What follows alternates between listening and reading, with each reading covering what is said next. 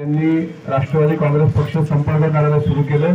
मी त्यांना या निमित्ताने शब्द देतो, दर आठवड्याचा कुठलाही एक दिवस शनिवार किंवा शुक्रवार अध्यक्ष महाराज अकोट आणि तेल्लारा दुपारपर्यंत अकोट आणि दुपारनंतर तेल्लारा त्याच्या 8 दिवसापूर्वी सर्व निवेदनं तुम्ही पक्ष कार्यालयात आणायचे।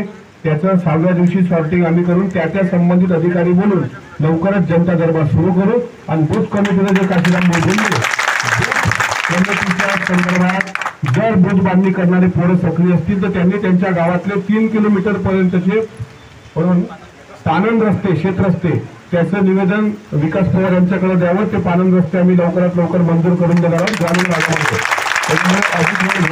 भरपूर काही महत्वाचं बोलायचं आहे। पावसामुळे तुमच्यात आणि आमच्यात अडचण निर्माण होता कामा नये।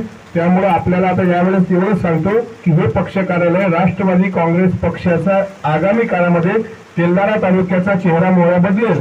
मग बद्रुजमा असतील अध्यक्ष साहेब किंवा मी असेल, आम्हाला कुठेही जायचं काम पडलं म्हणजे हिवरखेड वाडी तिकडं तरी आम्ही तेल्लारा मार्गेच जाऊ, कारण तेल्लाऱ्यात आमचं लहानपण गेलेलं आहे। कसं काय तेल्लारा लहान असताना दुसरं त्यात काही बदल झाला नाही। त्याच्यामुळे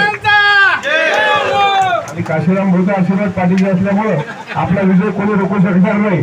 त्यामुळे आपल्या सर्वांना शुभेच्छा देतो आणि इथं थांबतो। जय हिंद, जय राष्ट्रवादी।